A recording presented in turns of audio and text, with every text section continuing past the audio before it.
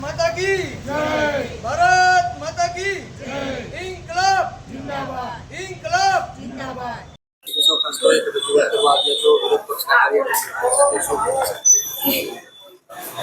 ખાસ તો આપ ઇલેક્ટ્રોનિક મીડિયા માધ્યમ જણાવવાનું કે સારા વિસ્તારમાં આ વખતે પ્રજામાં એક લહેર હતી કે ભાઈ આમ આદમી પાર્ટી ઉમેદવાર કોણ છે એનાથી મતલબ હતો નહીં, અને સારા વિસ્તારની અંદર ખૂબ જંગી બહુમતીથી અમારા ઉમેદવારો ચૂંટાઈને આવ્યા છે.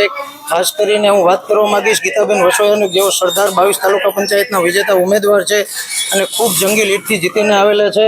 અને એથીને પણ ખુશીની વાત એ છે કે આજ રોજ આમ આદમી પાર્ટી દ્વારા અને રાજકોટ જિલ્લા પ્રમુખ તેજસભાઈ ગાજીપરાના માર્ગદર્શન હેઠળ ગીતાબેન વસોયાની રાજકોટ તાલુકા પ્રમુખ ગીતાબેન વસોયાની રાજકોટ તાલુકા પંચાયતના વિરોધ પક્ષના નેતા તરીકે જિલ્લા પ્રમુખ દ્વારા ઘોષણા કરવામાં આવી છે, જે બદલ સારા વિસ્તારમાં ખૂબ ખુશીનો માહોલ છે.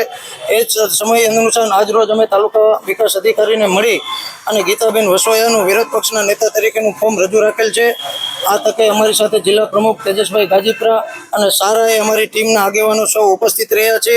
અને સારા વિસ્તારમાં ખૂબ ખુશીનો માહોલ છે કે છેલ્લા 10 વર્ષથી જે કાર્યકર્તાઓ રાત દિવસ જોયા વગર જે મહેનત કરી રહ્યા હતા એનું આજે ફળ મળ્યું છે. અને સારા વિસ્તારમાં વિરોધ પક્ષના નેતા તરીકે ગીતાબેન વસોયા જાહેર થવાથી કાર્યકર્તાઓમાં પણ ખૂબ ઉત્સાહ છે. આવો નવો ઉત્સાહ 2027 લગી જોડા રહે, નાના છેવાડાના માણસોના કામ થાય એવા ગીતાબેન વસોયાને અમે શુભેચ્છાઓ આપીએ છીએ.